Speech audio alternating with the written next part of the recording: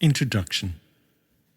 In the early morning of December the 30th, 1944, the Battle of the Bulge was raging in Belgium as Nazi Germany attempted one of its last attacks on Allied forces. The Russian army was a few weeks from liberating Auschwitz, the site of the largest mass murder in human history. The USA was making slow, torturous, and bloody progress towards mainland Japan across the Pacific. Much of Europe lay in ruins, and while the outcome of World War II was no longer in doubt, what lay beyond it was a foreboding mystery. On the same morning, two brothers living with their mother in a small house in Gravesend, England, faced a mystery of their own. They had gone out at 11 p.m. the previous night, then returned home at 4 a.m. to discover the kitchen door apparently barricaded, with their mother nowhere to be found. After several minutes pushing, they succeeded at opening the door far enough to squeeze past into the kitchen. They found their mother dead, having taken her life overnight by asphyxiation through putting a gas poker in her mouth. The boys were William Gwynich Gunn, 15, and Dougal Alexander Gunn, 12. The older brother, who later changed his name to Tom, became a highly successful poet, while the younger, called Ander, was a well-known photographer. The poet-to-be described his mother's death in his diary. She committed suicide by holding a gas poker to her head and covering it all with a tartan rug we had. She was lying on the sheepskin rug, dressed in her beautiful long red dressing gown, and pillows were under her head. Her legs were apart, one shoe half off, and her legs were white and hard and cold, and the hairs seemed out of place growing on them. Ander began to scream, "Mother's dead, she's killed herself!" Before I could realize, she was. There was a smell, but not a very great one, of gas. It haunted us for the whole day afterwards. I turned the gas off, and Ander took the gas poker out of her hands. We uncovered her face. How horrible it was. Ander said afterwards to me that the eyes were open, but I thought they were closed. But oh, Mother, from the time when I left you at 11 on Thursday night until 4 in the morning, what did you do? She died quickly and peacefully, they said. But what agonies of mind she must have passed through during the night. I hate to think of her sadness. My poor, poor mother. I kissed her legs, then called the police. Later, I kissed her forehead when the policeman wasn't looking. Poor, lovely statue. It is the small but indelible physical details of finding his mother dead that are striking, particularly her legs. Initially, the mundane observation that they are apart, with one shoe half off, but then the almost forensic yet poetic fact that her legs were white and hard and cold, and the hairs seemed out of place growing on them. His younger brother, Ander, noticed the mother was dead before Gunn himself. He was caught within the details of the scene rather than their import, and their specificity allowed Gunn to avoid the emotional impact of what had occurred for a few seconds. The rhetorical question posed to his now forever silent mother, "What did you do?" is soon replaced by considering her in the third person. Gunn comforts himself with the brief reassurance that her death was quick and peaceful, and thus, presumably, painless, but soon turns to the agonies of the mind that she must have suffered. It was too late to ask her directly about those agonies, and so it became the question he explored for the rest of his life. The 15-year-old boy discovering his mother's dead body became a permanent image within Gunn's psyche, one he sought to understand even while it evaded full comprehension. The teenage boy and his dead mother became a fixed, frozen enigma, resistant to a thaw, as the corpse metamorphosed into something hard and permanent. By the time the police arrived, Gunn saw his mother as removed from human contact, so he needed to kiss her forehead when the policeman wasn't looking, as if there was something at least distasteful, if not outright forbidden, about the act. Close contact with the human transformed by pose into a statue is problematic, even if it is poor and lovely, and the statue is our mother.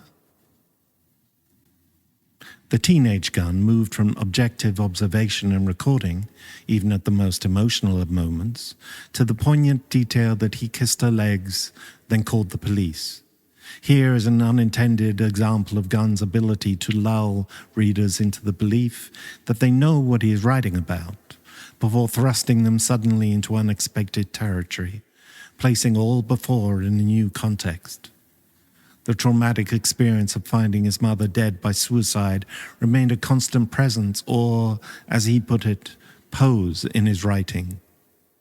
Gunn knew that it was a failed relationship that was the immediate cause of his mother's suicide, even though he was also aware of underlying depression. In 1937, she had begun an affair with one of her husband's closest friends, Joe Hyde, editor of the Daily Express. It led to Gunn's parents divorcing and his mother marrying Hyde the next year.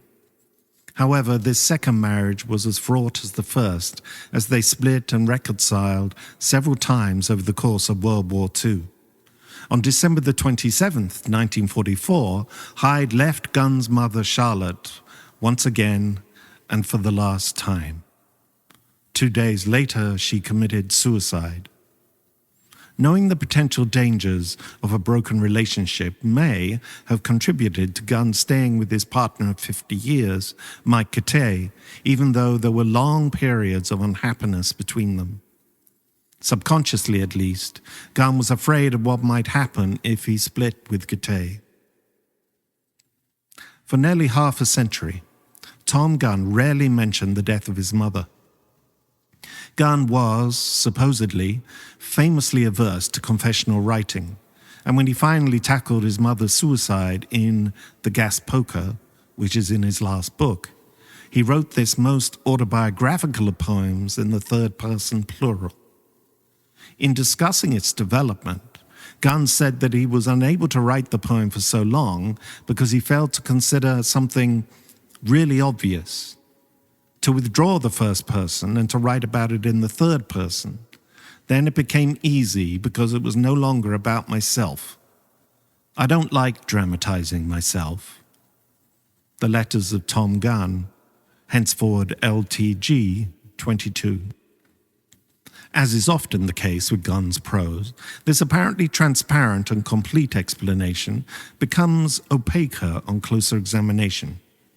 Had he really spent 48 years wrestling with how to write about a seminal moment in his life?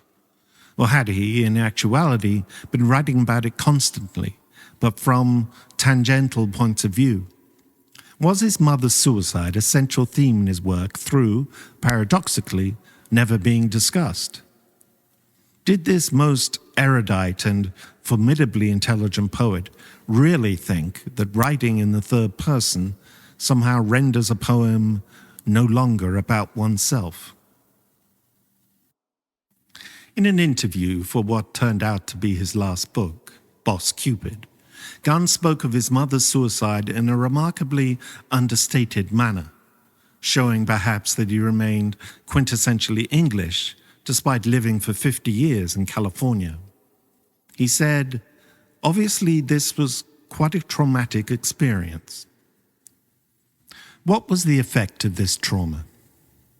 Gunn's mother hid in plain sight from the day he legally changed his first name to Tom in his early 20s. His mother's maiden name was Thompson, and Gunn took his childhood nickname Tom, added an H, and silently, Tom and Tom are pronounced identically, invisibly grafted his mother's name onto his identity. Yet over the 7 years I was acquainted with him, first as a Berkeley graduate student grading papers for his undergraduate class, and eventually socializing, I never heard the origins of his name discussed. This unmentioned homage to his dead mother is a perfect embodiment of Gunn's autobiographical reticence. The image of his dead mother, that poor, lovely statue, eventually catalyzed the life-defining paradigm for Gunn, the pose.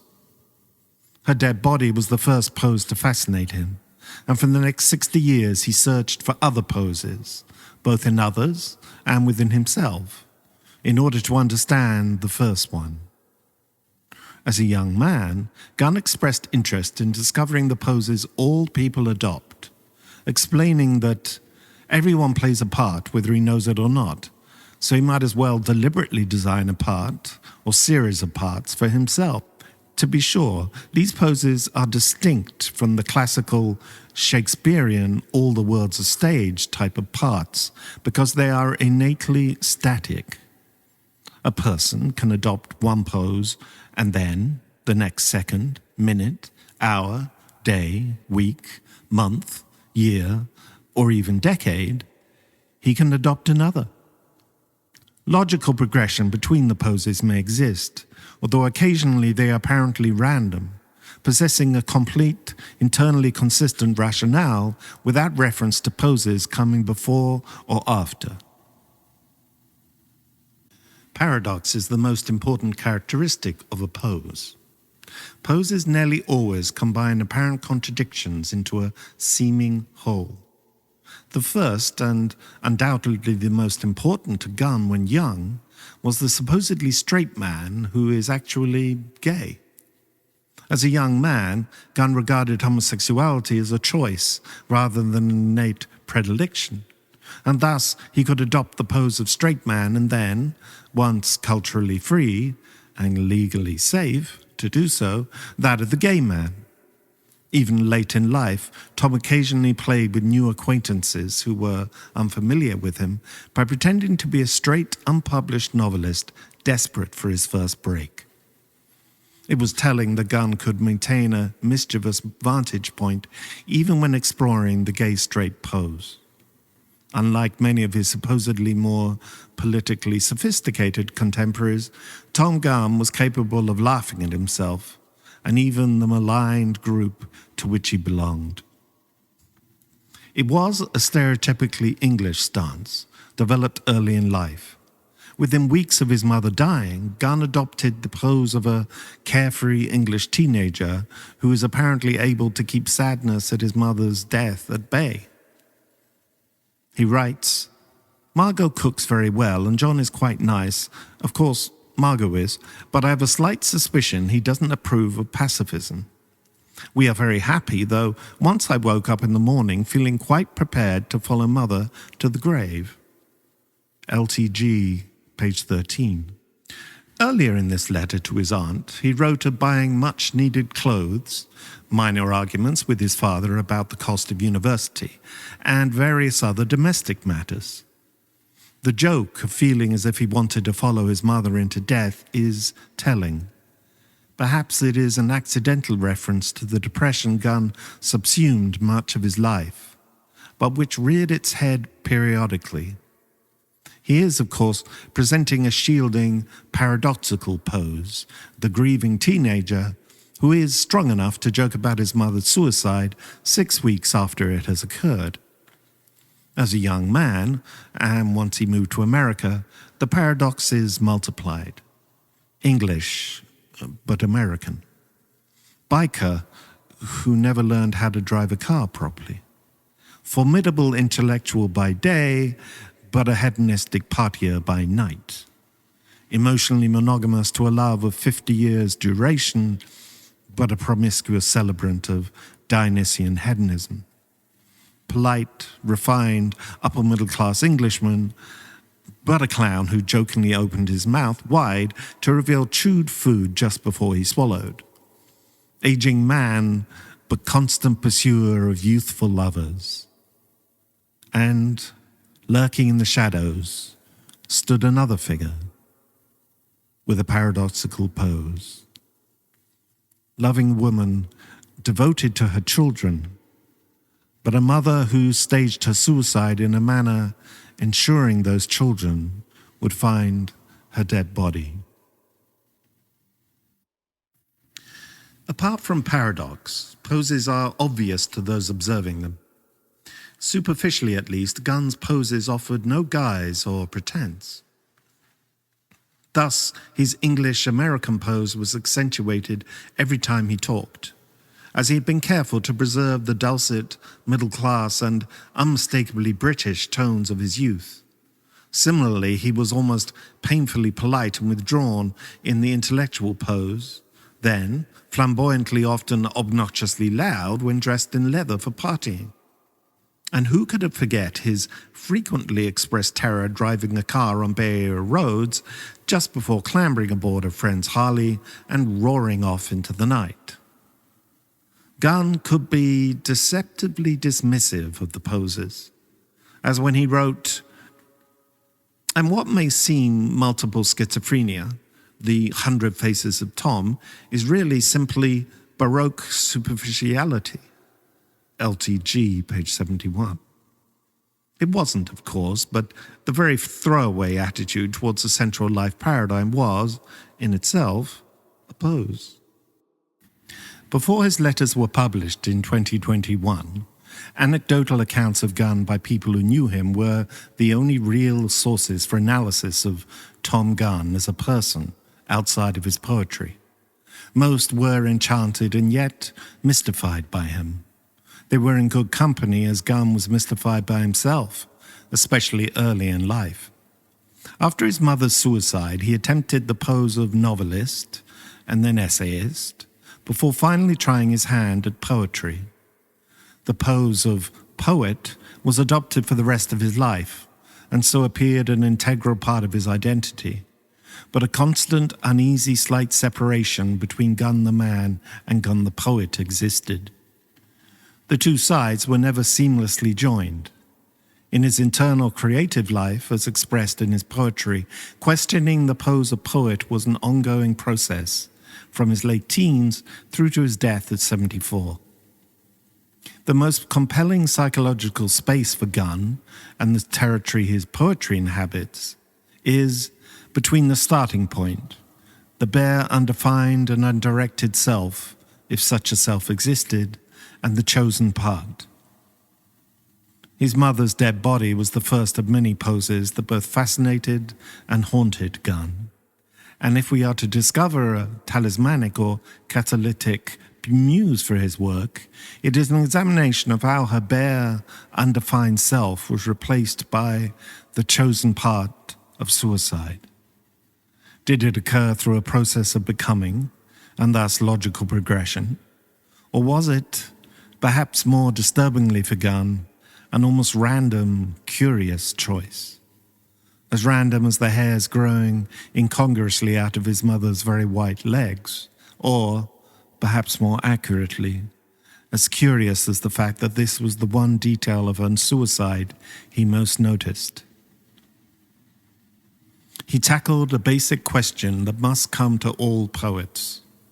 What is it to write a poem? He often referred back to his essay, Writing a Poem, in which he wrote that writing a poem is a reaching out into the unexplained areas of the mind, in which the air is too thickly primitive or too fine for us to live continually. From that reaching, I bring back loot, and don't always know what that loot is, except that I hope it is of value as an understanding or as a talisman, or more likely a combination of the two, of both rational power and irrational. One cannot constantly live in the territory of poetry, as it is, paradoxically, either too primitive or too fine. The primitive side is an animalistic, instinctive, and aggressive realm that enigmatically coexists with the fineness of pure, reflective intellect. The loot Gunn brought back, a sly use of a word normally associated with mild criminal activity such as thieving without violence, brings both comprehension, mundane, and yet may also be a talisman, magical.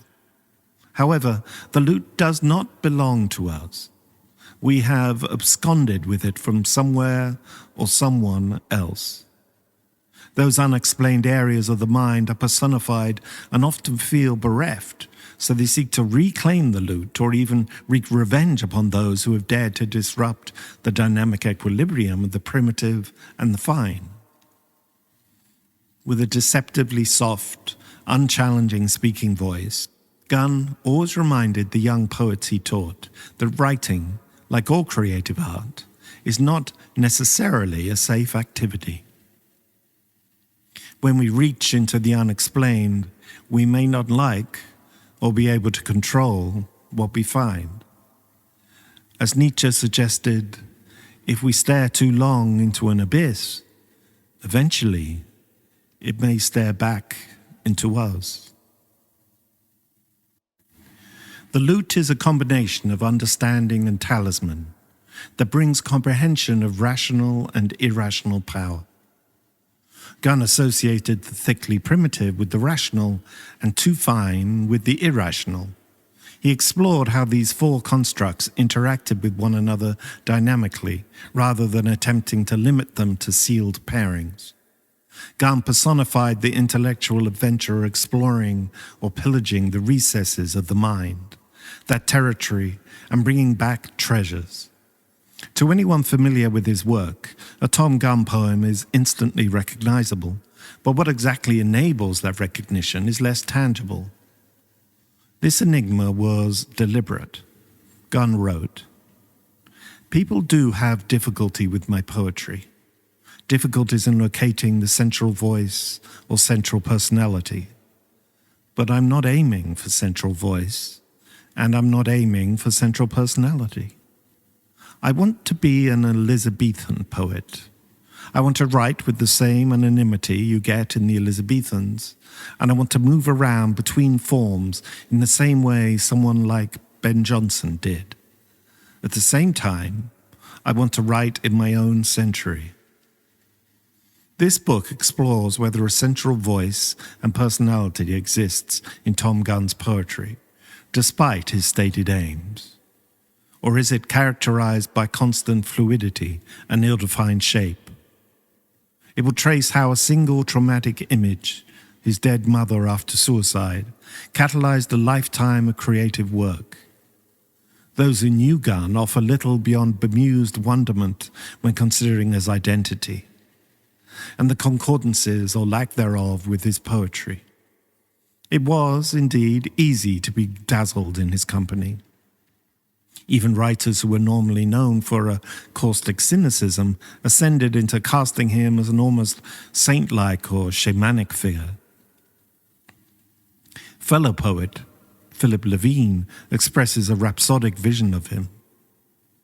"I thought that Gunn was some sort of angel sent to earth to make us all feel better, and sometimes, when he was Thom Gunn, the magnificent poet, to feel deeply about our lives, as well as the lives we didn't live or never comprehended until we lived inside his poems." Thom himself would be aghast at such hyperbole, and might reply that if he was an angel, he was most definitely of the fallen variety. As lifelong partner Mike Coutet showed, close proximity to Thom Gunn did not always make one feel better. The through line from the experience of his mother's suicide, choosing to be a poet, move to America, early success, acceptance of his homosexuality, drug explorations, related writing difficulties, reaction to AIDS with an artistic renaissance, eventual retirement and self-destructive descent into drug-induced death, raises a question of whether Gunn's poses eventually settled on a final repose, or did he remain in a constant state of flux to the end? Thom Gunn's deliberate avoidance of a central voice or personality, both within his poetry and arguably life in general, suggests that those spaces of the mind he wrote about and within were featureless until deliberately populated. A Los Angeles Times biographical feature on him after he was awarded a MacArthur Genius Fellowship, intended to be laudatory, may actually express this nowhere man-like quality. The piece suggested that Gunn may not be labeled by nationality or anything else. His identity is his resistance to the limitations of identity. He belongs to uncertainty, exploration, movement, and ongoingness. Here is a man without conventional supports who refuses title and easy chair, political party, and national identity. Do artists utilize creativity to avoid a move into disinhibited, destructive behavior? And however dedicated a creative artist we may be, eventually the brush, the pen, or more latterly the computer keyboard, must be put aside for the more mundane aspects of life. It is irrational to attempt to stay permanently in the intensely primitive and/or fine areas. Rationality must involve benign normality. Creative minds such as Thom Gunn's illustrate how intimately those destructive and creative trends can be interlinked in the same person. In his case, producing a Gordian knot of deliberate poses. This knot was very visible in his last 24 hours. In pose 1, Mike Katay fondly remembers seeing Gunn on his last afternoon, reading a book in the backyard. Here was the pose of the quiet intellectual, rereading Flaubert's Sentimental Education in the brief, beautiful sunshine of a San Francisco spring, after the winter rains yet before the summer fog. But then came pose 2, slowly emerging over an initially mundane but eventually tragic day. In the early morning of April the 25th, 2004, Gunn received a visitor at the house he shared with Katay and 2 friends. Gunn went to his bedroom with the young man. Katay and the others went about their normal daily activities.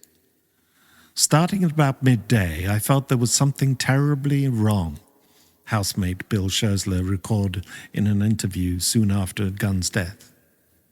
The visitor left at some undetermined hour, but the blinds on Gunn's windows remained down, and there was no sign of him emerging from his bedroom.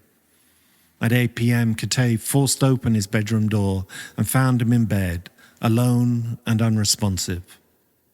Pose 2. Thom Gunn alone and dead, in bed. Or perhaps on the floor by his bed, as his housemates differ on the exact positioning of his final pose. 2 scenes separated by nearly 60 years. In 1944, teenage brothers broke into the kitchen to find their mother dead from suicide. In 2004, a famous poet's daughter was forced by his lover to find him dead, if not from suicide, at least from willfully self-destructive behavior. Did Thom Gunn come to a comprehension of his mother's final repose, within the territory that is both too fine and yet too primitive for permanent habitation? In comprehension, did he come to his own repose? The answers to these questions can be found within how Gunn navigated 2 forces resonant within his mother's death. As one anonymous reviewer put it, perhaps no contemporary poet was better equipped by temperament, circumstance, or poetic gift to engage the subjects of Eros and Thanatos than Thom Gunn.